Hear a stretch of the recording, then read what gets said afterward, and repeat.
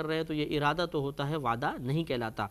تو وعدے کے پورا کرنے کا اللہ تبارک و تعالیٰ نے حکم دیا، اس کے پورا کرنے کا حکم دیا۔ اگر کوئی وعدہ پورا نہیں کرے گا تو یہ برا ہے۔ بخاری کی روایت ہے کہ بروز قیامت جو وعدہ پورا نہیں کرے گا تو اس کے پیچھے ایک جھنڈا لگا ہوگا جس سے دور سے وہ پہچانا جائے گا کہ یہ وعدہ خلافی کرنے والا ہے۔ اور منافق کی عادتوں میں سے بھی ایک عادت نبی کریم صلی اللہ علیہ وسلم نے یہی بات بیان فرمائی کہ جب وہ وعدہ کرتا ہے تو اسے کبھی پورا نہیں کرتا۔ تو یہ بری صفت ہوتی ہے، وعدہ یا تو کریں ہی نہیں اور کریں تو اس کو پورا کریں۔ لیکن اب یہ بزنس لائن کے اندر اور اسی طریقے سے جتنے یہ مطلب ٹیکنیکل کام کرنے والے ہوتے ہیں، چاہے ٹی وی صحیح کرنے والے، V C R, motorcycle, computer, یہ لوگ بہت ہی جھوٹے وعدے کرتے ہیں، جس کو ذرا نچلی سطح کے اندر گولی دینا کہتے ہیں، کہ یہ بہت زیادہ جھوٹ بولتے ہیں اپنے کلائنٹ کو، اچھا انشاءاللہ کل آپ لے جائیے گا، پرسوں میں ضرور کر دوں گا، اور یوں اتنا جھوٹ بول کر، اور میں تو کر چکا ہوں، رکھا ہوا ہے، بس وہ بھول گیا تھا، اور بالکل جھوٹ بول کر اور جھوٹے وعدے کر کے اس طرح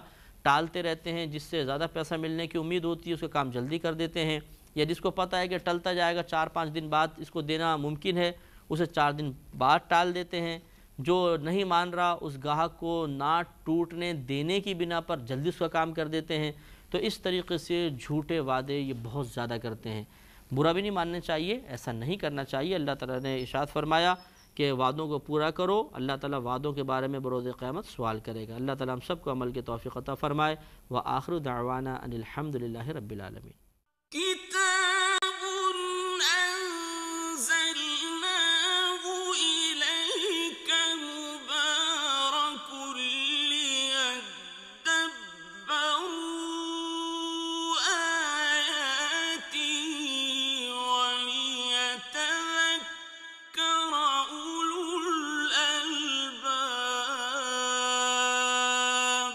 الحمد للہ رب العالمین والصلاة والسلام علی سید الانبیاء والمرسلین، اما بعد فاعوذ باللہ من الشیطان الرجیم، بسم اللہ الرحمن الرحیم۔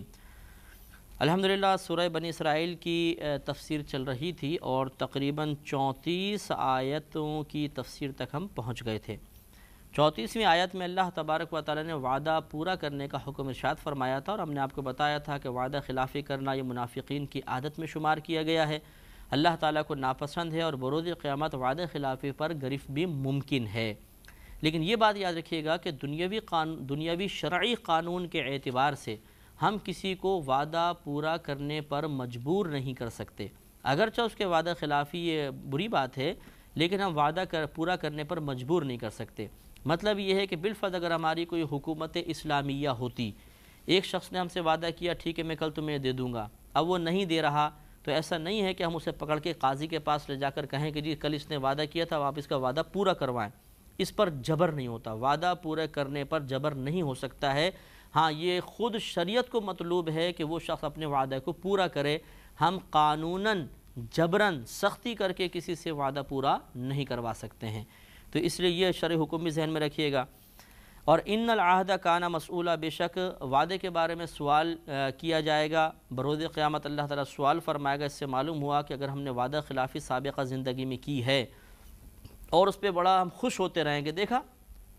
بڑا آیا تھا کیسا اس کو ٹالا، ایسا ہم نے گولی دی، ایسا چکر چلایا، ایسا اس کو باتوں سے مطمئن کر کے بھیج دیا۔ اسی طرح مطلب بعض جو سیلز مین ہوتے ہیں بیچارے، وہ بڑے مطلب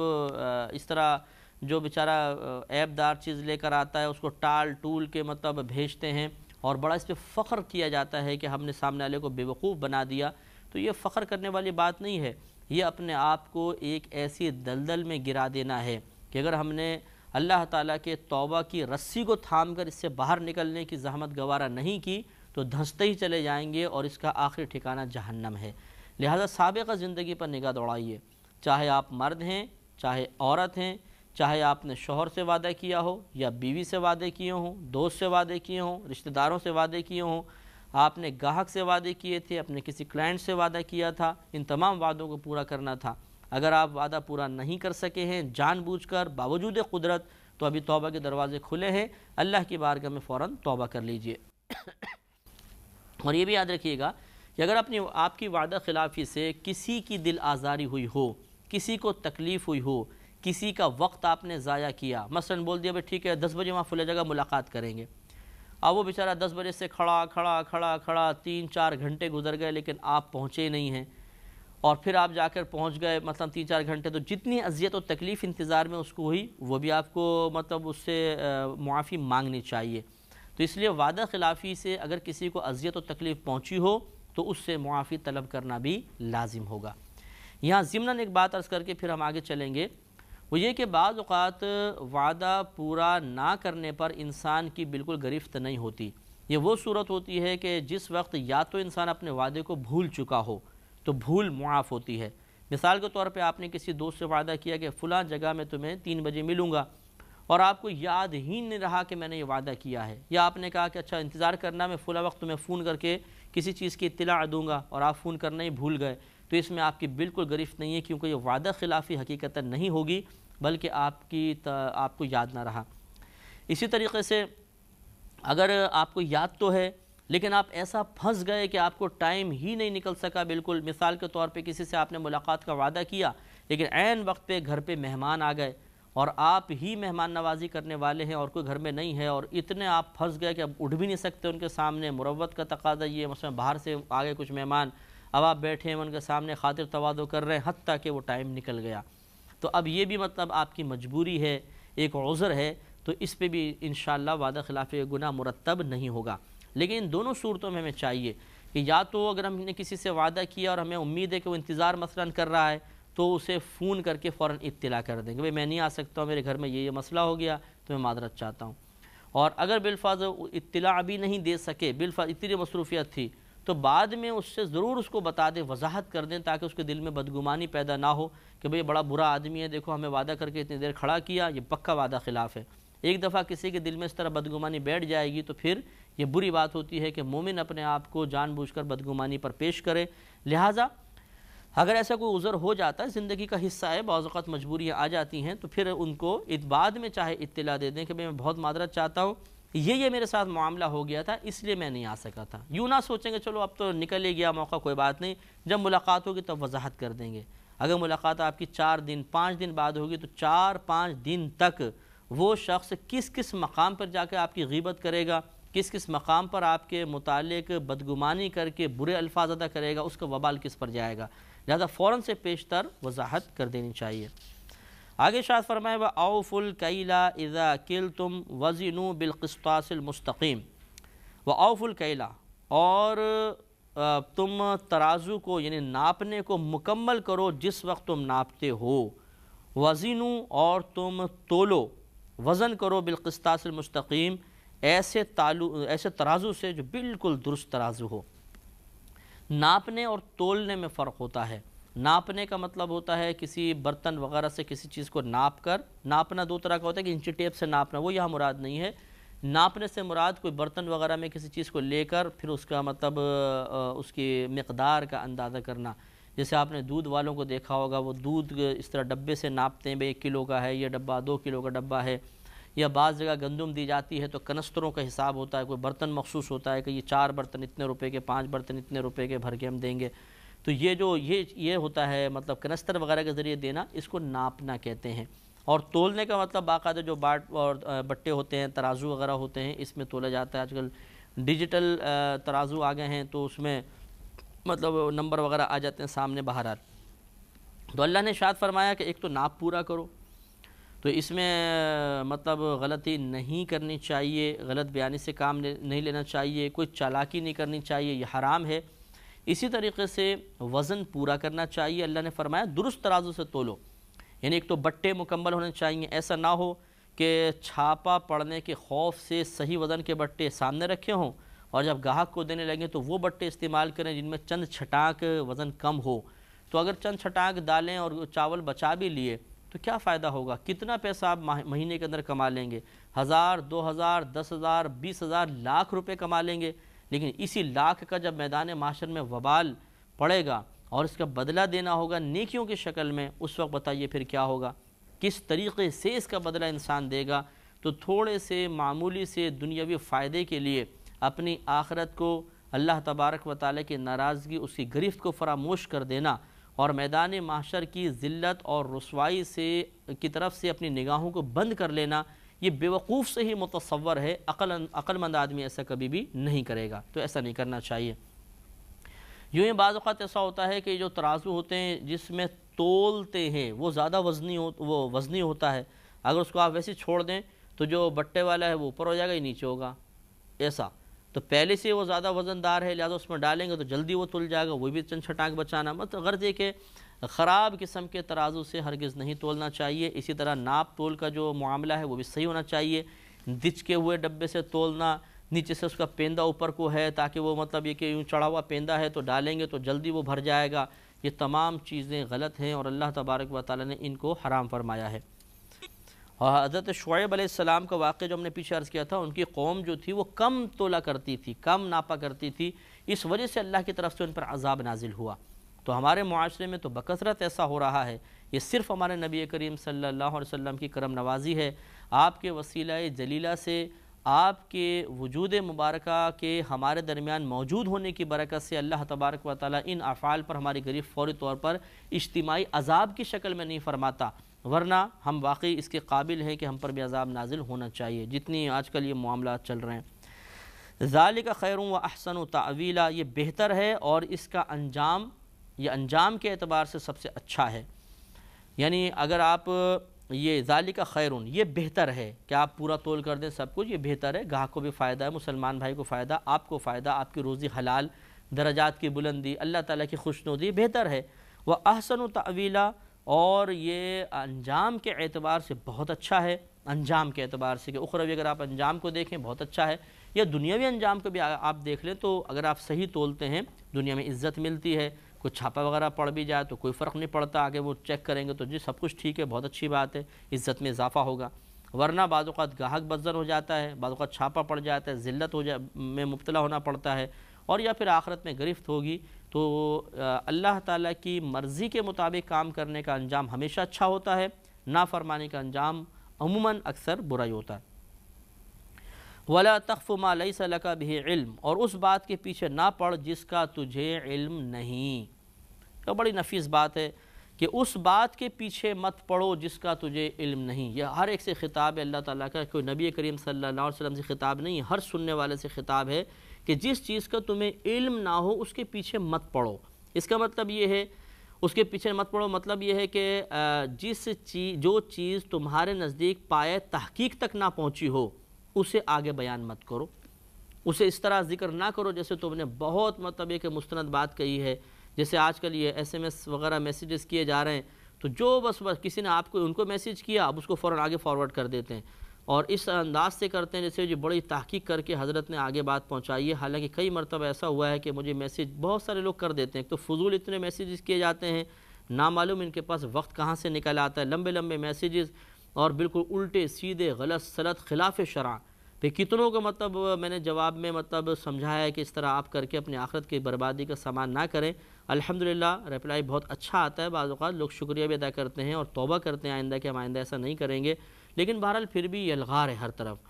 تو اللہ تبارک و تعالیٰ اس چیز کو ناپسند فرماتا ہے کہ جس چیز کا آپ کو اس کے صحیح ہونے کا، اس کے حق ہونے کا علم نہ ہو اس کے پیچھے مت پڑیں، یہ بری بات ہے. اسی طریقے سے افواہ کو بھی اس میں منع کر دیا گیا.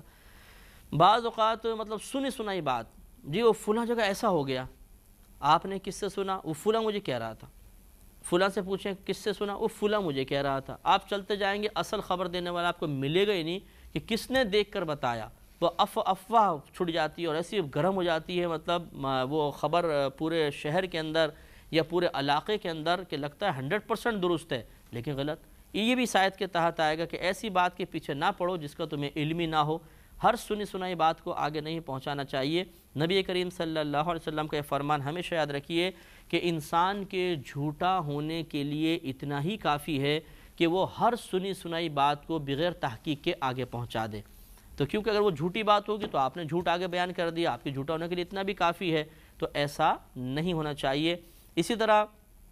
خصوصاً اللہ تعالیٰ کی طرف کسی بات کو منسوب کرتے ہوئے یا نبی کریم صلی اللہ علیہ وسلم کی طرف کسی بات کی نسبت کرتے ہوئے احتیاط کرنی چاہیے. بعض اوقات مطلب اپنی بات کو وزندار بنانے کے لیے فوراً کہہ دیتے ہیں جی اللہ نے یہ فرمایا، قرآن میں تو ایسا آتا ہے، نبی کریم صلی اللہ علیہ وسلم نے تو یہ فرمایا. حالانکہ وہ قرآن اور حدیث سے اس کا کوئی تعلق نہیں ہوتا، کسی کا قول ہوتا ہے بزرگ کا. بعض اوقات ویسی سنی سنائی بات ہوتی ہے اس کو حدیث کہہ کے بیان کر دیتے ہیں صرف اپنی بات میں زور پیدا کرنے کے لیے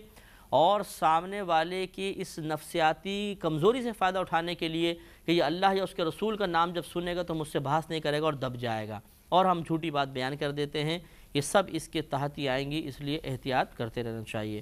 اللہ نے ارشاد فرمایا ان السمع والبصر والفؤاد کل اولئک کان عنہ مسئولا، بے شک کان سے، آنکھ سے اور دل سے، ان میں سے ہر ایک سے سوال ہونا ہے۔ میدان معاشر میں اللہ تبارک و تعالیٰ ان سب سے سوال فرمائے گا۔ یہ جملہ شروع بھی فرمایا انا سے، حرف تحقیق ہے جس کا ترجمہ ہوتا ہے بے شک، اور کلام عرب میں یہ انا کا لفظ وہاں پر لایا جاتا ہے جب متکلم کو یہ گمان ہوتا ہے کہ میں جو بات کہوں گا تو سامنے والا اس کے بارے میں شاید شکوک و شبہات کا شکار ہو جائے گا، تو وہ پہلے ایسا لفظ کہہ دیتا ہے کہ جس کی وجہ سے سامنے والے کا ذہن کو وہ شک و شبہ سے پاک کر دیتا ہے، اس کے لیے انا کا لفظ ہوتا ہے کہ انا بے شک، یعنی اب آپ کوئی میری بات میں شک نہیں کیجیے گا، یہ تحقیق شدہ بات ہے کہ ایسا ایسا ایسا۔ تو اللہ تبارک و تعالیٰ نے یہاں پہ انا بیان کر کے اپنے کلام کو مؤکد کر کے یہ ظاہر فرما دیا کہ اس کلام میں کوئی شکوک و شبہات کی گنجائش نہیں ہے۔ ویسے تو پورے قرآن میں شک کی گنجائش نہیں ہے، اس میں خاص طور پہ کوئی شک کی گنجائش نہیں ہے۔ بروز قیامت آنکھ سے بھی سوال ہوگا، کان سے سوال ہوگا اور دل سے سوال ہوگا۔ آنکھ سے سوال کیا ہوگا کہ مثلا آنکھ کے بارے میں کہ بھئی آپ نے اس کو کس طرح استعمال کیا، جائز کاموں میں کیا، ناجائز کاموں میں کیا۔ اسی طرح کان کے بارے میں سوال ہوگا، کیا سنا، اچھا سنا تھا، برا سنا تھا، اچھا سنا تھا تو اس کا ثواب، برا تھا تو کیوں سنا، وغیرہ وغیرہ، اس پہ سوالات۔ اسی طرح دل سے سوال ہوگا۔ دل کا معاملہ یہ ہوتا ہے کہ جہاں پر سوال کی بات آئی ہے یہ دو چیزوں میں سوال ہوگا، بس یہ یاد رکھیے گا۔ نمبر ایک، کوئی گندا وسوسہ، گندا خیال جان بوجھ کر ذہن میں لے کر آئے، جسے صرف حصول لذت کے لیے آدمی کسی برے منظر کو جان بوجھ کے لے کر ذہن میں لے کر آتا ہے، پھر اس کے بارے میں سوچ سوچ کے وہ لذت حاصل کرتا رہتا ہے، اس پر گرفت ممکن ہے۔ اور دوسرا عزم مصمم پر، عزم مصمم سے مراد کسی گناہ کے کرنے کا ایسا پختہ ارادہ کہ باطنی مزاحمت اس کے مقابلے میں بالکل ختم ہو چکی ہو۔ مثلا خدا نخواستہ کسی نے ارادہ کیا یار فلاں سے میں زنا کروں گا، لیکن اندر سے ایک ضمیر کی ملامت ہوتی ہے، نہیں نہیں لا حول ولا قوت، برا گناہ ہے، یہ ہو جائے گا وہ ہو جائے گا، تو آدمی تھوڑا سا سوچتا ہے ہاں یار میں تو غلط بات ہو گئی۔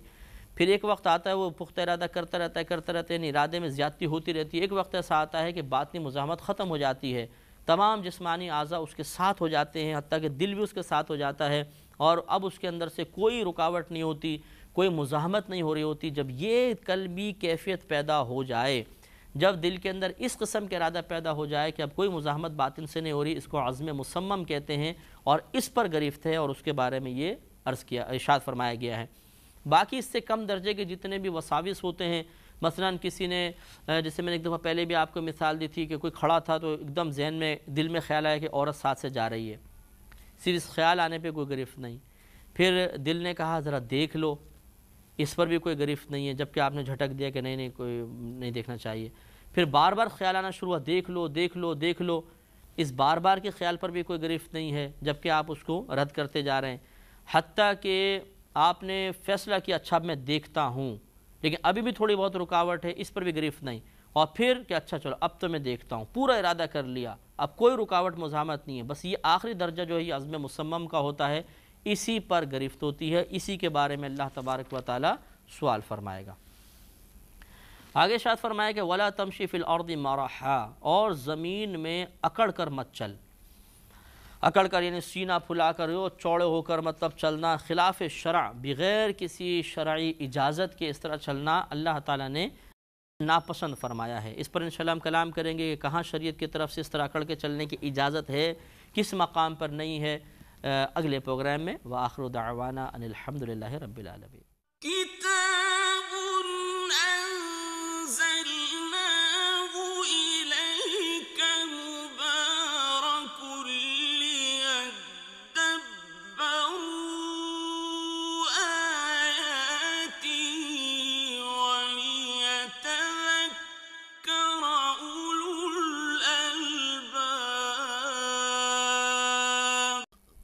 الحمد للہ رب العالمین والصلاة والسلام علی سید الانبیاء والمرسلین، اما بعد فاعوذ باللہ من الشیطان الرجیم، بسم اللہ الرحمن الرحیم۔ الحمدللہ سورہ بنی اسرائیل کی تقریباً 36 آیات کی تفسیر مکمل ہو چکی تھی اور 37ویں آیت کا ہم نے آغاز کیا تھا اور اس کے بارے میں کچھ وضاحت کرنا شروع ہوئے تھے کہ ہمارا پروگرام کے وقت ختم ہو گیا تھا۔ ہم اسی سے آغاز کرتے ہیں۔ اللہ تبارک و تعالیٰ نے ارشاد فرمایا کہ وَلَا تَمْشِ فِي الْأَرْضِ مَرَحًا، اور زمین میں اکڑتا ہوا نہ چل، إِنَّكَ لَن تَخْرِقَ الْأَرْضَ، بے شک تو ہرگز زمین کو چیر نہیں سکے گا، یعنی پھاڑ نہیں سکے گا، وَلَن تَبْلُغَ الْجِبَالَ طُولًا، اور ہرگز پہاڑوں کی بلندی تک نہیں پہنچ سکے گا۔ تو اس میں اللہ تبارک و تعالی نے تکبراً اور خود نمائی کے طور پر اکڑ کر چلنے کی ممانعت فرمائی، کیونکہ کبریائی بڑائی یہ اللہ تبارک و تعالیٰ کو ہی زیبا ہے۔ اللہ تعالیٰ اس بات کو محبوب نہیں رکھتا کہ اس کی مخلوق میں سے کوئی شخص تکبر اختیار کرے۔ تکبر یہ ہوتا ہے کہ انسان دوسرے کو اپنے مقابلے میں حقیر اور خود کو اس سے افضل اور اعلیٰ تصور کرتا ہے، اور اللہ تعالیٰ کو یہ بات محبوب نہیں ہے۔ لہٰذا ہمیں بھی کوشش یہی کرنی چاہیے کہ عاجزی اور انکسار اختیار کریں، اور جس طریقے سے تکبر منع ہے یا اللہ تعالیٰ کو محبوب نہیں ہے، ناپسندیدہ ہے، اسی طریقے سے اس تکبر کی جو ظاہری علامات ہیں انہیں بھی اللہ تبارک و تعالیٰ نے ناپسند فرمایا ہے۔ لہٰذا تکبراً اکڑ کر چلنا یہ اللہ کو محبوب نہیں ہے۔ لیکن پچھلے پروگرام میں ہم نے آپ کی خدمت میں عرض کیا تھا کہ بعض صورتیں ایسی ہوتی ہیں جو شرعی احکامات سے مستثنیٰ کر دی جاتی ہیں، یعنی ان صورتوں پر وہ حکم مرتب نہیں ہوتا جو اس قسم کی اکثر صورتوں پر مرتب کیا گیا ہے۔ مثلا اکڑ کر چلنا یہ منع ہے، لیکن بعض صورتوں میں یہ جائز بھی ہوگا، جیسے نبی کریم صلی اللہ علیہ وسلم جب صلح حدیبیہ سے اگلے سال عمرے کے لیے تشریف لے گئے تھے تو آپ نے صحابہ کرام سے فرمایا کہ طواف کے پہلے 3 چکر ذرا اکڑ کر ادا کرنا، جس کو ہم رمل کہتے ہیں۔ تو اس میں ایسے ہی ہوتا ہے کہ انسان اپنے آپ کو ذرا سینہ چوڑا کر کے اور اکڑ کر وہ چلتا ہے اور 3 چکر پورے اکڑ کے لگاتا ہے۔ یہ اس لیے نبی کریم صلی اللہ علیہ وسلم نے اختیار فرمایا تھا کہ کفار قریش نے یہ بات مشہور کر دی تھی کہ مدینہ منورہ کی فضا ہجرت کرنے والوں کے موافق نہیں ہے اور ان کی صحتیں گر چکی ہیں۔ نبی کریم صلی اللہ علیہ وسلم نے بحکم الہی صحابہ کرام کو رمل کا حکم دیا۔ جب انہوں نے اکڑ کر چلے تو بعطائے الہی وہ جتنے کفار ان مسلمانوں کو دیکھ رہے تھے انہیں ایسا نظر آتا تھا جیسے یہ بہت ہی لہیم شہیم ہیں اور بہت طاقتور ہیں، یعنی اللہ تعالیٰ نے اگر کوئی پتلا مسلمان بھی تھا، کوئی کمزور صحابی بھی تھے، وہ بھی جب اکڑ کر چل رہے تھے تو اللہ تبارک و تعالیٰ ان کفار کو، ان صحابی کو طاقتور کر کے ہی دکھا رہے تھے، لہٰذا وہ روب میں مبتلا ہو گئے سب کے سب۔ تو یہ جو چال تھی یہ اللہ کے حکم سے تھی اور ایک حکمت کے مطابق تھی، لہٰذا یہ ممنوع نہ ہوئی۔ اسی طریقے سے اگر کسی کا تکبر توڑنے کے لیے انسان تکبراً ایسی چال چلے تو اس کی گنجائش نکل سکتی ہے۔ جیسے مثال کے طور پہ کوئی شخص ہے وہ بڑائی کے اندر اس طرح تکبر کر کے چل رہا ہے، ہر ایک کو حقارت کے ساتھ دیکھ رہا ہے، اور دوسرا یہ سمجھتا ہے کہ اگر میں بھی اسی قسم کا کوئی رویہ اختیار کروں گا تو اس کے تکبر میں کمی آئے گی، تو حکمتاً اس قسم کی چال اختیار کرنے میں حرج نہیں ہوتا۔ تو غرض ہے کہ اگر صحیح ضرورت ہو، حکمت پوشیدہ ہو، صحیح حکمت پوشیدہ ہو تو پھر اس قسم کی چال کی ممانعت نہیں ہوگی، ورنہ ویسے عام حالات میں یا تکبر دل کے اندر ہو یا تکبر نہیں بھی ہے تب بھی اس طرح اکڑ کر چلنا یہ اللہ تبارک و تعالیٰ کو ناپسندیدہ ہے۔ اور اللہ تعالیٰ نے ایسے تکبر کے ساتھ اکڑ کر چلنے والے کو اس کی حقارت کا احساس دلایا ہے کہ اگر تم یہ سمجھتے ہو کہ تم کوئی بہت ہی طاقتور ہو چکے ہو، بہت ہی بڑے ہو چکے ہو، تو زمین کی سختی اور پہاڑوں کی بلندی کو دیکھو۔ کیا تم اس طرح اکڑ کر زمین کو پھاڑ کے اندر جا سکتے ہو؟ یقینی سی بات نہیں، تو زمین تو تم سے زیادہ سخت ہوئی، تو زمین کی طاقت تمہارے مقابلے میں زیادہ ہے، تو پھر زمین کے اوپر اس طرح اکڑ کے چلنا کیا مناسب؟ جب ہمیں یہ معلوم ہو جائے کہ ہم سے زیادہ طاقتور کوئی موجود ہے تو یقیناً تکبر کا توڑ ہو جاتا ہے۔ کسی بہت بڑے بدماش کے سامنے یقیناً ایک عام آدمی اکڑ کے نہیں چلے گا، کیونکہ اس کو خطرہ ہوگا بدماش نے ہاتھ مارا تو کام ہو جائے گا، لہذا وہ کم از کم اس طاقتور کے سامنے ذرا عاجز انکساری کے ساتھ رہے گا۔ ہاں، جب اپنے سے کمزوروں کو دیکھے گا پھر وہ مطلب اس کو شرارت سوجھے تو یہ ایک الگ مسئلہ ہے۔ تو پہلے تو زمین کی سختی کی طرف اشارہ فرمایا کہ زمین کی سختی تیرے مقابلے میں بہت زیادہ ہے، تو زمین کو پھاڑ کے تو دکھاؤ، لازم بات ہے تم ہرگز اس کو پھاڑ نہیں سکو گے، تو پھر اس زمین کے مقابلے میں تکبر کیسا، کہ ایک طاقتور مخلوق اللہ نے پیدا فرمائی۔ اسی طرح اگر تم اکڑ کر چل رہے ہو اور اپنے آپ کو بلند و بالا محسوس کرتے ہو تو ذرا پہاڑوں کو دیکھ لو کہ اللہ تعالیٰ نے پہاڑوں کو کتنی بلندی عطا فرمائی ہے، تو پہاڑ تو تم سے زیادہ عظیم ہوئے، ان کے مقابلے میں تم حقیر ہو، اور جو حقیر ہو اسے تکبر کرنا یہ اور مطلب مضحکہ خیز ہے۔ جیسے ایک فقیر ہو اور وہ مطلب یہ کہ بہت مالداروں کے سامنے اکڑ کر تکبر سے چلے، تو ایک مالدار تکبر سے چلے تو ذرا سمجھ میں بھی آتا ہے، اور ایک پھٹے پرانے کپڑے پہنے اور فقیر مالدار آدمی کے سامنے یا مالداروں کے سامنے تکبر دکھانے کی کوشش کرے تو وہ زیادہ مضحکہ خیز ہوتا ہے۔ تو اس طرح اللہ تبارک و تعالی نے ہمیں ایک علاج بھی فراہم کر دیا کہ کبھی بھی کسی کے مقابلے میں اگر دل میں تکبر پیدا ہو، بڑا پن پیدا ہو، مثلا کسی کا چہرہ خوبصورت ہوتا ہے، کسی کی رنگت بہت اچھی ہوتی ہے، چہرہ صاف ستھرا ہے، کوئی دانے گڑھے وغیرہ نہیں ہیں، آنکھیں بڑی بڑی ہیں، خوبصورت ہیں، قد کاٹ بہت اچھا ہے، صحت بہت اچھی ہے، لباس بہت اچھا ہے، اللہ نے دولت پیسہ بہت عطا فرمایا ہے، کار وغیرہ ہے، بنگلہ ہے، تعلیم بہت اچھی ہے، زبان میں بہت روانی ہے وغیرہ وغیرہ، جو ظاہری اچھی خوبیاں ہیں، اگر آدمی ان سے مزین ہوتا ہے اور اپنے مقابلے میں کسی کو وہ دیکھتا ہے کہ رنگت کے اعتبار سے، خوبصورتی کے اعتبار سے، دولت، پیسہ، عقل یا شہرت کے اعتبار سے کم ہے اور دل میں تکبر بیدار ہونے لگے، تو اس وقت اسے چاہیے کہ فوراً اپنے سے زیادہ بہتر خوبی رکھنے والے کی طرف دیکھے۔ مثال کے طور پہ اگر وہ خوبصورت ہے اور کسی عام واجبی سی صورت والے کو دیکھ کر دل میں بڑا پن پیدا ہوا تو اپنے تصور میں ان صورتوں کو لے کر آئے کہ جو صورتیں اس سے زیادہ خوبصورت ہیں، اس وقت اسے ایک دم حقارت کا احساس ہوگا۔ اسی طرح اگر کسی کو اپنی طاقت پر ناز ہے تو ذرا دنیا کے اندر ایک سے ایک طاقتور آدمی پڑا ہوا ہے، ان کا تصور ذہن کے اندر لے کر آئے تو فوراً دل کے اندر عاجزی بیدار ہونا شروع ہو جائے گی۔ انسان جب اپنے سے اوپر والے کو دیکھنا چھوڑ دے اور اپنے سے نیچے والے کو دیکھے، اسی وقت تکبر بیدار ہوتا ہے۔ لہذا اللہ تبارک و تعالیٰ نے بہترین علاج تجویز فرما دیا اور ہمیں اس کو اختیار کر کے باقاعدہ اس کا پریکٹیکل کرنا چاہیے کہ اگر کسی کے بھی دل میں کسی بھی معاملے میں تکبر بیدار ہو تو جس خوبی کی وجہ سے اسے تکبر محسوس ہو رہا ہے، اپنے سے زیادہ جن کے پاس یہ خوبیاں موجود ہیں ان کے تصور ذہن میں لے کر آئے تو انشاءاللہ عز و جل یہ تکبر دور ہوگا۔ ارشاد فرمایا کہ کلو ذالک کانا سیئہ عند ربک مکروہا، یہ جو کچھ گزرا ان میں سے جو برا ہے وہ تیرے رب کے نزدیک مکروہ ہے، ناپسندیدہ ہے۔ یعنی اللہ تبارک و تعالیٰ نے جو یہ پیچھے بیان فرمایا تکبراً چلنا، پھر وعدہ خلافی وغیرہ کرنا، ہم نے اس میں آپ کو بتایا تھا وعدہ خلافی کے اندر بھی معاملہ بتایا تھا کہ ہر وعدہ خلافی پر گرفت نہیں ہوتی ہے۔ مثال کے طور پہ کوئی بھول گیا، اس کو توجہ نہ رہی، یا وہ اتنا مشکل میں پھنس گیا کہ باوجود اس وعدے کو پورا کرنے کی نیت کے اور صحیح ارادے کے بھی وہ اس کو پورا نہ کر سکا، تو یہ مستثنی صورت ہوتی ہے۔ اسی طرح تکبراً چلنا منع ہے، لیکن جب آدمی کے ساتھ کوئی شرعی عذر ہو یا حکمت اس میں کوئی پوشیدہ ہو تو یہ جائز بھی ہو جاتا ہے۔ لہذا یہ بڑا نفیس یہ کلام ہے، اللہ نے فرمایا کہ کلو ذالکا، یہ جو کچھ بیان ہوا کانا سیئہ،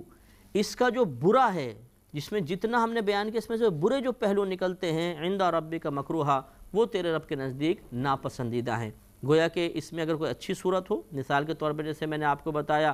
کہ متکبر کے سامنے تکبر کا اظہار کرنا تاکہ اس کے تکبر کا توڑ ہو جائے، یہ اچھا ہے، تو پھر یہ اللہ تعالیٰ کے نزدیک ناپسندیدہ بھی نہیں ہوگا۔ آگے ارشاد فرمایا کہ ذالک مما اوحی الیک ربک من الحکمہ، یہ ان وحیوں میں سے ہے جو ہم نے آپ کی طرف آپ کے رب نے وحی فرمائی، یعنی حکمت کی باتیں، یعنی جو کچھ ہم بیان فرما رہے ہیں یہ جو جتنی بھی حکمت کی باتیں ہیں یہ انہی وحیوں میں سے ہے جو ہم نے پہلے آپ کی طرف وحی فرمائی، ان باتوں میں سے ہی ایک ہے۔ مثلا جیسے یہ اللہ تعالیٰ نے وعدہ کے بارے میں ارشاد فرمایا اور دیگر جتنی بھی باتیں جو اصلاح نفس سے، تزکیہ نفس سے تعلق رکھتی ہیں، یہ تمام ان میں حکمت پوشیدہ ہے۔ تو اللہ تعالیٰ نے ارشاد فرمایا کہ جس طرح ہم نے دیگر چیزیں آپ کو وحی فرمائیں، یہ بھی انہی وحیوں میں سے ایک ہے۔ اب آگے ایک عام مخاطب سے، نامعلوم مخاطب سے یا غیر معین مخاطب سے خطاب ہے۔ یہ ہم نے پہلے بھی آپ کو اصول بتایا تھا کہ اگر واحد مذکر حاضر کا صیغہ استعمال ہو رہا ہو یا واحد مذکر حاضر کی ضمیر ہو تو ضروری نہیں کہ اس سے مراد ہمارے نبی کریم صلی اللہ علیہ وسلم ہیں، کیونکہ یقیناً قرآن پاک کے اول مخاطب ہمارے نبی کریم صلی اللہ علیہ وسلم ہی ہیں۔ لیکن اگر ہم آیت کا سیاق و سباق دیکھیں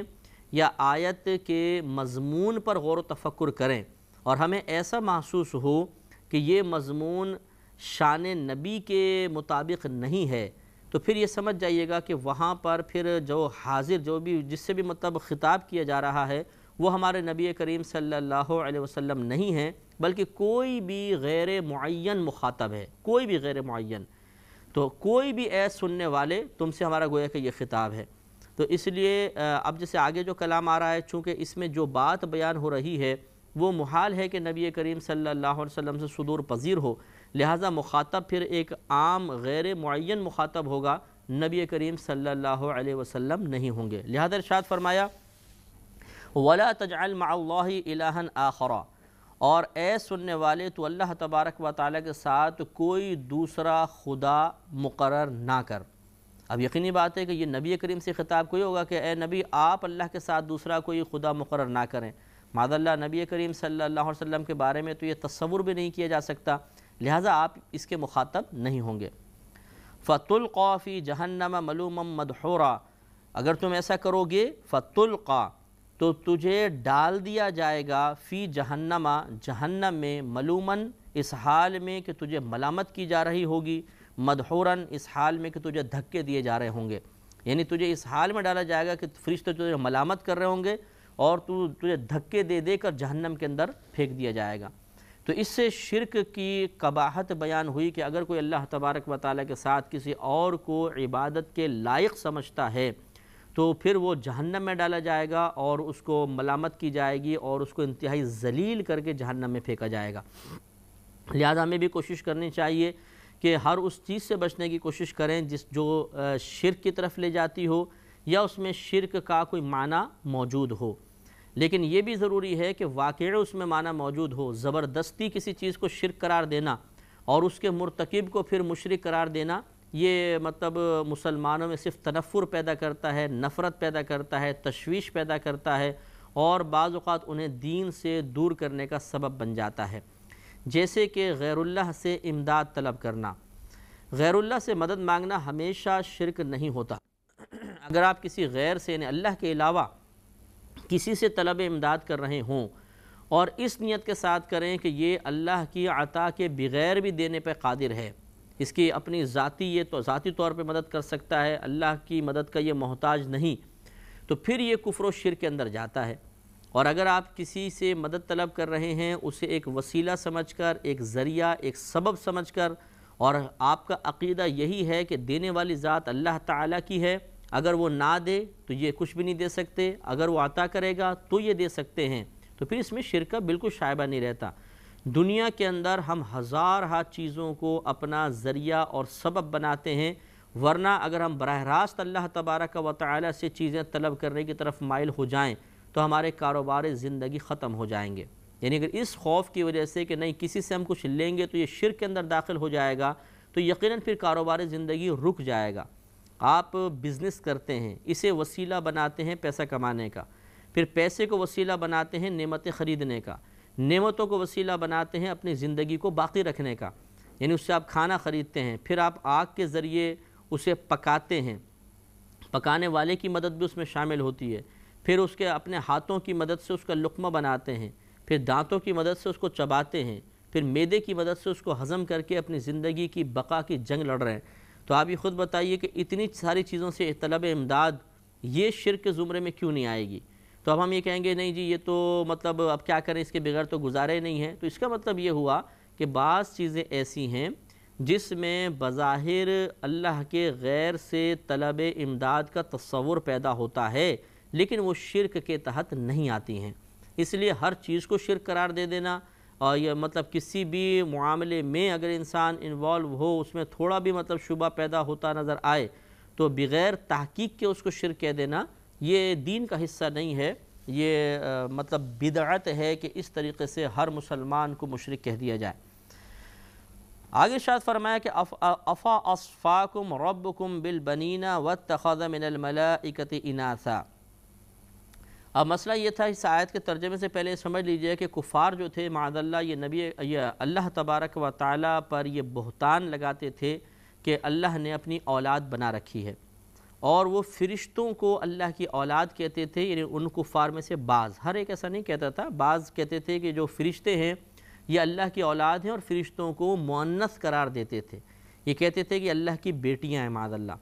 تو پہلی بات تو یہ کہ اللہ کے لیے اولاد ثابت کرنا یہی قبیح تھا، اس لیے کہ مطلب اللہ تبارک و تعالی جو ہے اس نے اپنے بارے میں خود فرمایا کہ لیس کمثلہ شیء، لیس کمثلہ شیء، اللہ کی مثل کوئی شے نہیں ہے، لہذا اب اللہ تعالیٰ کی مثل کچھ بھی ہے ہی نہیں، کوئی شے اللہ کی مثل نہیں ہے، تو ہم جو انسان ہوتے ہیں ہماری اولاد ہوتی ہے باقاعدہ، اور ہماری ہی جنس سے ہوتی ہے، اگر اللہ تعالیٰ کے لیے بھی اولاد تسلیم کی جائے گی یقیناً اس کی جنس سے ہوگی، تو اولاد ہونے میں، یعنی اولاد ہونے میں اور پھر اس کا اپنے باپ کے ہم جنس ہونے میں معاذ اللہ یہ بالکل ہماری مشابہت ہو جائے گی، ہم اللہ کی مثل ہو جائیں گے، اللہ تعالیٰ ہماری مثل ہو جائے گا، اور یہ آیت پھر غلط ہو جائے گی۔ اللہ تعالیٰ ہماری مثل ہے ہی نہیں، وہ بیوی کی ضرورت سے پاک و صاف ہے، وہ اولاد سے بالکل بے نیاز، وہ کسی چیز کا محتاج نہیں، وہ بالکل یکتا ہے، اکیلا ہے، کسی بھی معاملے میں کوئی اس کا شریک نہیں ہے۔ لہذا کفار کی ایک تو یہ بری حرکت یہ تھی کہ انہوں نے اللہ کے لیے اولاد تسلیم کی، اور دوسرا یہ کہ پھر ان کو بیٹیاں قرار دیا کہ اللہ کے لیے بیٹی، تو اپنے لیے یہ بیٹے پسند کرتے تھے اور اللہ کے لیے بیٹیوں کو ثبوت کیا، یہ دوسرے درجے کی قباحت کہ اپنے لیے تو اچھی چیز کو پسند کیا جائے اور دوسرے کے لیے اچھی کے مقابلے میں تھوڑی کم اچھی چیز کو پسند کیا جائے، یہ برا ہوتا ہے۔ اس پہ انشاءاللہ ہم کل کلام کریں گے آیت کے ترجمے سمیت۔ وآخر دعوانا ان الحمدللہ رب العالمین۔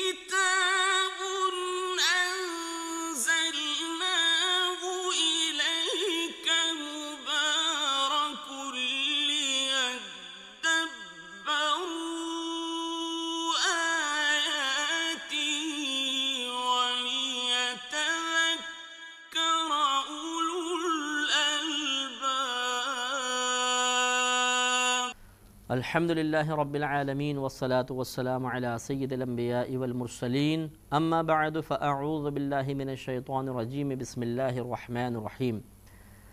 الحمدللہ سورہ بنی اسرائیل کی تقریباً 39 آیات کی تفسیر مکمل ہو چکی تھی، اور 40 نمبر آیت کی ہم تفسیر شروع کرنے والے تھے، تو اس کے بارے میں تھوڑا سا میں آپ کو بتا رہا تھا کہ اگلی آیت میں اللہ تبارک و تعالی نے اس چیز کا ذکر فرمایا جو کفار کے بعض گروہ کہا کرتے تھے کہ اللہ تبارک و تعالی کے جو فرشتے آتے ہیں یہ اللہ کی بیٹیاں ہیں۔ تو یہاں دو قباحتیں تھیں اس قول کے اندر کہ اللہ کے لیے ایک تو اولاد ثابت کرنا یہ برا، اور دوسرا پھر بیٹیوں کو اللہ کی طرف منسوب کرنا، ان کو بیٹا نہ کہنا، تو یہ بھی ایک قابل گرفت جرم تھا۔ لہذا ارشاد فرمایا کہ افا اصفاکم ربکم بالبنین، کیا تمہارے رب نے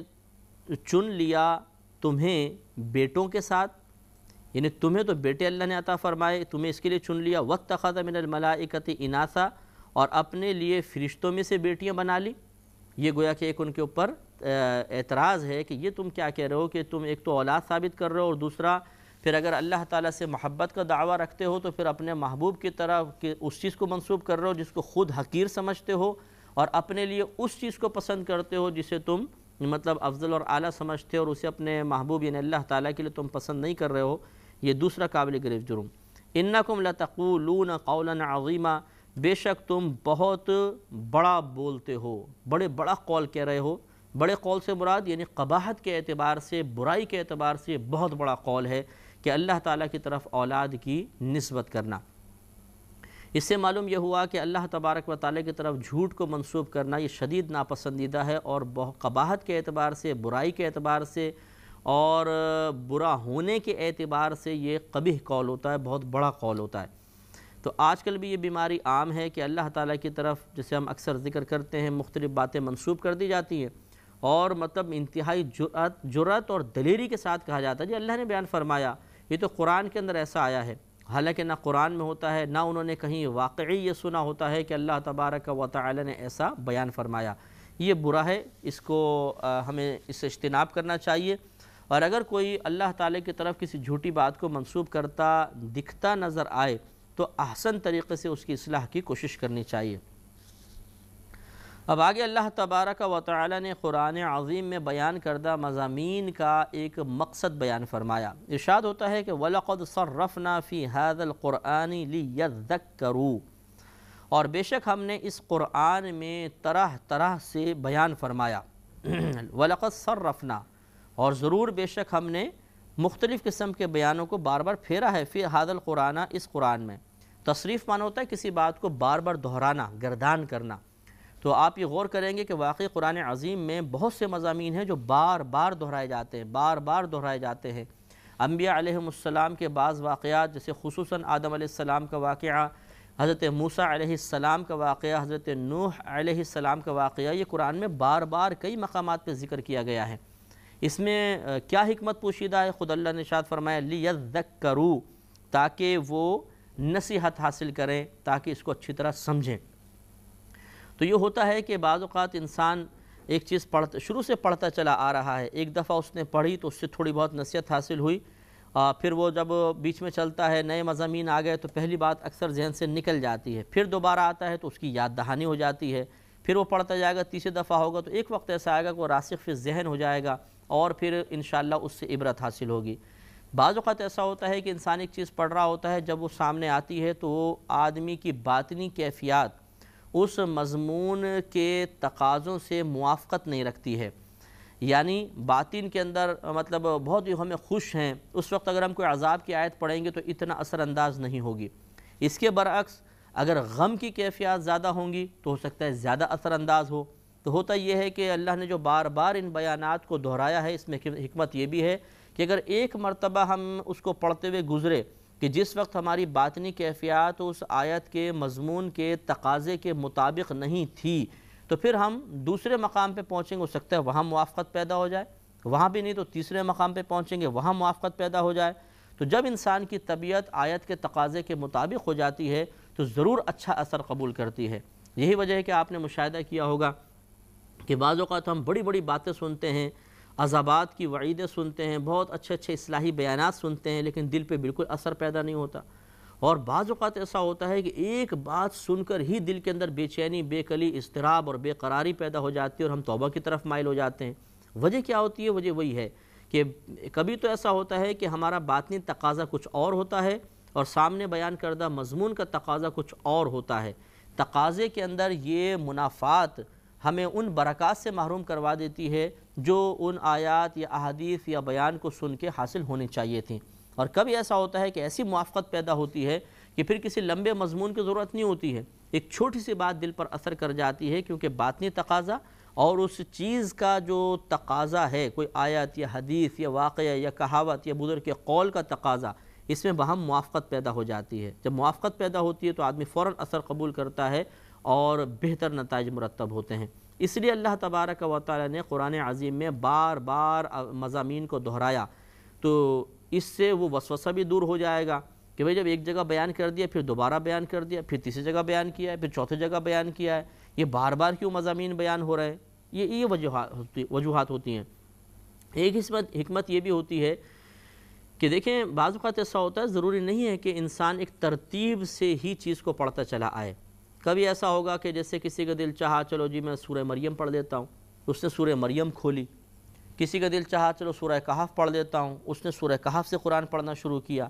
اگر یہ مضامین بالترتیب ہی چلتے آئیں اور ہر جگہ نیا مضمون ہو تو بعض اوقات ایسا ہوگا کہ جو بعض مضامین جو انسان کے تزکیہ نفس کے لیے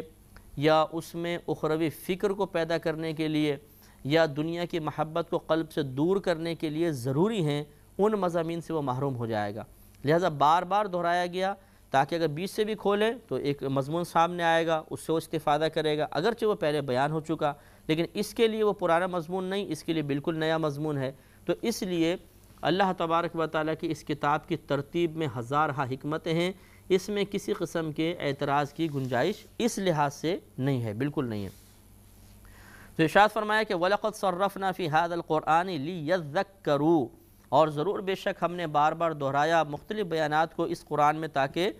وہ اس کو سمجھیں۔ تو یہاں ضمناً مزید ایک بات کی وضاحت ضروری ہے، اس پہ کلام ضروری ہے کہ اللہ تبارک و تعالی نے اس میں مختلف مضامین کو اس لیے بیان کیا تاکہ ہم ان کو سمجھیں اور ان سے درس اور نصیحت حاصل کریں۔ یہ ہے قرآن کے اندر مختلف مضامین کو بیان کرنے کا بنیادی مقصد۔ اب اگر ہم قرآن کو ترجمہ اور تفسیر کے ساتھ پڑھیں گے ہی نہیں تو بتائیے کہ ان مضامین پر اطلاع کیسے ملے گی؟ صرف عربی عبارت پڑھ کر تو ہمیں نہیں سمجھ میں آ جائے گا کہ اللہ تعالیٰ کیا بیان فرما رہا ہے۔ ہماری مادری زبان نہیں ہے، ہمیں عربی زبان نہیں آتی ہے، تو لہٰذا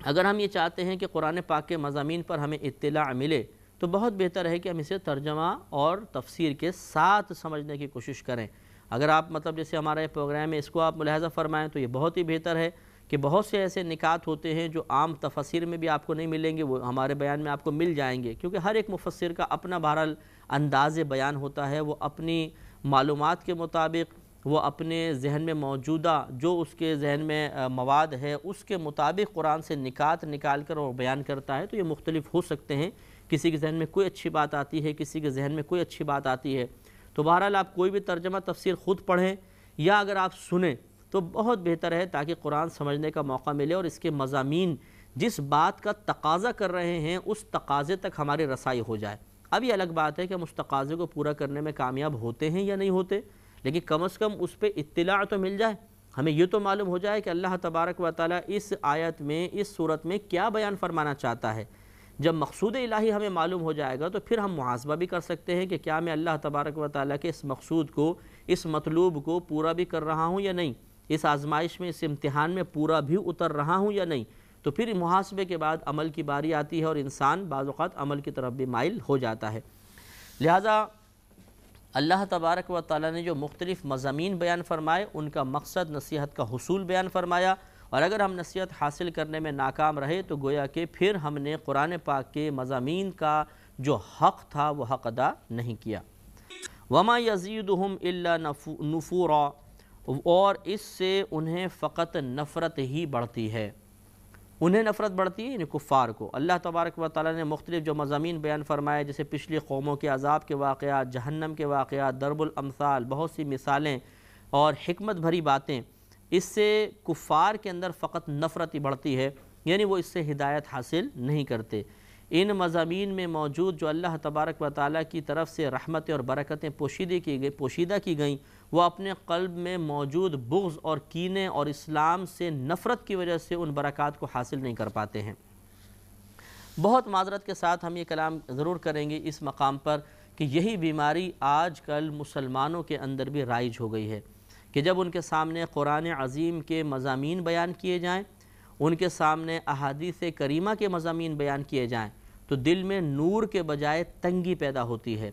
ان کے اندر نرمی کے بجائے شدت پیدا ہوتی ہے، اسلام سے محبت کے بجائے دشمنی اور بڑھتی ہے اور وہ مزید علم بغاوت لے کر کھڑے ہو جاتے ہیں۔ یہ ایک غلط طریقہ ہے۔ آج اگر ہم اپنی آواز بلند کرنے میں کامیاب ہو رہے ہیں تو یہ اس بات کی گارنٹی نہیں ہے کہ میدان محشر میں بھی اسی طرح ہمیں بدتمیزی کرنے کی اجازت دے دی جائے گی، وہاں پر گرفت ہوگی۔ لہٰذا قرآن پاک کے اگر کوئی مضمون سن کر، کوئی نصیحت سن کر، کوئی اس کی اچھی بات سن کر اگر دل میں تنگی پیدا ہوتی ہو، اگر دل میں نفرت پیدا ہوتی ہو، اگر طبیعت میں ناپسندیدگی پیدا ہوتی ہو تو سمجھ جائیے کہ معاذ اللہ ہم کفار کی ایک بری عادت کو اپنے اندر پیدا کیے ہوئے ہیں، اسے دور کرنا ضروری ہے۔ جس طرح انسان اپنے آپ کو کافر بنانا ناپسند کرتا ہے، کافر کہلوانا ناپسند کرتا ہے، اسی طرح اس کی شان یہ ہے، ایک مومن، ایک مسلمان کی شان یہ ہے کہ وہ ان عادات اور اطوار اور ان صفات سے بھی اپنے آپ کو بچائے جو کفار کی طرف منسوب کی جاتی ہیں۔ لہٰذا مثال میں آپ کو دیتا ہوں، مثال کے طور پر جیسے بدنگاہی کو منع کیا گیا، قرآن نے فرمایا کہ حبیب کریم صلی اللہ علیہ وسلم آپ اس مومنین سے کہہ دیجئے کہ اپنی نگاہوں کو کچھ پست رکھا کریں۔ تو اب یہ آیت بیان کی گئی، اس کا مضمون بیان کیا گیا، تو بعض جو بدنگاہی کرنے کے عادی ہوں گے انہیں مضمون بہت برا محسوس ہوگا۔ جو ان کے دوست احباب ہیں یا جن کے ساتھ وہ بدنگاہی کرتے ہیں اور انہیں کسی طریقے سے انہیں اپنے ساتھ راضی کر لیا ہے، جب یہ آیت بیان کی جائے گی تو انہیں خوف اور خدشہ پیدا ہو جاتا ہے، یا شیطان کان میں کہتا ہے کہ اگر برابر والا جس کے ساتھ تو بدنگاہی کر رہا ہے اگر اس کے مضمون پر مطلع ہو گیا اور اس کے دل نے اس مضمون سے ہدایت حاصل کر لی تو پھر یہ تیرے ساتھ نہیں رہے گا، پھر اس کے دل سے تیری محبت نکل جائے گی، اس کی نگاہوں میں تیری عزت گھٹ جائے گی۔ تو ایسی صورت میں پھر انسان معاذ اللہ اپنی اصلاح کے بجائے اس مضمون کو ناپسند کرنا شروع کر دیتا ہے کہ یار کیوں یہ بیان کر دیا، ایسا نہ ہو کہ یہ ہدایت پا جائے۔ تو آپ یہ اشارہ سمجھ گئے ہوں گے، یہ ایک چیز میں نہیں ہے، ہزارہ چیزوں کے اندر ہے کہ جہاں کہیں کسی مضمون کو سن کر، یعنی قرآن کے مضامین کو سن کر انسان اپنے لیے کسی نقصان کو محسوس کرتا ہے، زوال عزت کو محسوس کرنے لگ جاتا ہے، تو پھر بعض اوقات شیطان اس کے کان میں پھونک مارتا ہے اور اس مضمون کے خلاف نفرت اور ناپسندیدگی اس کے قلب میں بیدار کرتا ہے۔ اگر کبھی یہ کیفیت آپ کے ساتھ بھی ہو تو فوراً لا حول ولا قوت الا باللہ العلی العظیم پڑھیں، اعوذ باللہ من الشیطان الرجیم پڑھیں، اور اپنا خود کو ملامت کریں کہ اللہ تبارک و تعالیٰ کی بات کو سن کر میرے دل میں ناپسندیدگی پیدا ہوئی، یہ ہو سکتا ہے معاذ اللہ ایمان کی موت کا سبب بھی بن جائے، لہذا فوراً اللہ کی بارگاہ میں توبہ کر کے اس مضامین کی برکات کو حاصل کرنے کی کوشش کرنی چاہیے۔ آگے ارشاد فرمایا کہ قُلْ لَوْ كَانَ مَعَهُ آلِهَةٌ، اے حبیب کریم صلی اللہ علیہ وسلم آپ ان کفار سے فرما دیجئے کہ اگر اللہ تعالیٰ کے ساتھ آلِهَةٌ کئی خدا ہوتے، کما یقولون جیسے کہ وہ کہتے ہیں، اِذًا لَابْتَغَوْا إِلَى ذِي الْعَرْشِ سَبِيلًا، جب تو اس وقت تو وہ ضرور عرش کے مالک کی طرف کوئی راستہ ڈھونڈ نکالتے۔ یعنی بالفرض اگر ایسا ہوتا کہ اللہ تبارک و تعالیٰ کے علاوہ اور بھی کئی خدا ہوتے تو یقینی سی بات ہے کہ پھر وہ اللہ تبارک و تعالیٰ کے منصب تک پہنچنے کی کوشش کرتے اور ضرور کائنات کے اندر بگاڑ پیدا ہوتا، کیونکہ ہم منصب ایک منصب والا اپنے دوسرے ہم منصب کو عموماً قبول نہیں کرتا ہے، عموماً ان میں آپس میں باہم حسد بھی ہوتا ہے اور رائے کا اختلاف شدید ہوتا ہے، کیونکہ ہر ایک اپنی برتری کو ثابت کرنے کی کوشش کرتا ہے اور یہ ثابت کرنے کی کوشش کرتا ہے کہ اس منصب کے میں لائق تھا، یہ اس کے لائق نہیں ہے۔ تو اگر کئی اور خدا ہوتے تو یقینی سی بات ہے کہ پھر وہ بھی اللہ تعالیٰ کے برابر ہونے کی کوشش کرتے اور اس طرح بگاڑ پیدا ہوتا، اختلاف رائے پیدا ہوتی۔ ایک کہتا بارش برسنی چاہیے، دوسرا کہتا نہیں میرے نزدیک حکمت یہ ہے کہ بارش نہ برسے، ایک کہتا کہ یہاں قحط آنا چاہیے، دوسرا کہتا ہے کہ نہیں میری حکمت یہ کہتی ہے کہ خوشحالی آنی چاہیے، اور اس طرح اختلاف رائے کی وجہ سے کائنات کا نظام بگڑ جاتا۔ تو جب کائنات کا نظام بالکل ایک ایکوریٹ طریقے سے چل رہا ہے، اس میں کوئی تبدیلی واقع نہیں ہو رہی اور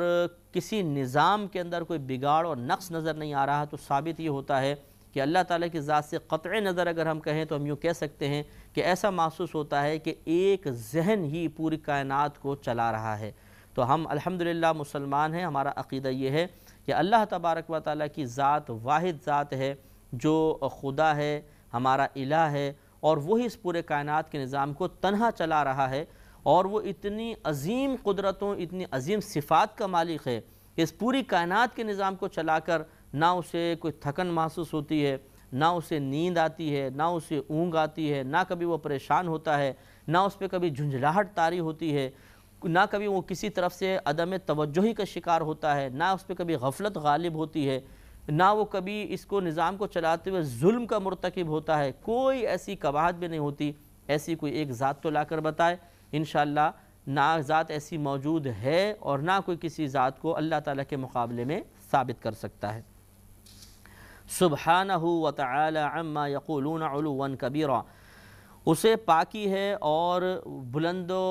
بلندی اور برتری حاصل ہے اس چیز سے جو یہ لوگ کہتے ہیں، علوا کبیرا، بڑی اور بلندی اور برتری، یعنی اسی کے ساتھ یہ تعلق تعالیٰ کے ساتھ کہ اللہ تبارک و تعالیٰ کو ایسی بلندی اور بڑائی حاصل ہے کہ جو بات یہ کہہ رہے ہیں وہ اللہ تعالیٰ اس سے بہت بلند و بالا ہے۔ تو یہ جو کفار کی بات تھی یہ ان کی کوتاہ نظری تھی، ان کی عقل کا قصور تھا کہ انہوں نے اللہ تبارک و تعالیٰ کے ساتھ ان چیزوں کو شریک ٹھہرانے کی کوشش کی کہ جو خود ہل نہیں سکتے، ایک مکھی تک نہیں اڑا سکتے، اور خود کفار کے عقیدے کے مطابق انہوں نے کسی چیز کو تخلیق نہیں کیا ہے، بلکہ کفار خود یہ کہا کرتے تھے کہ ہم ان بتوں کو تراشتے ہیں، ان بتوں کو بناتے ہیں۔ تو جو مطلب الہ اتنا محتاج ہو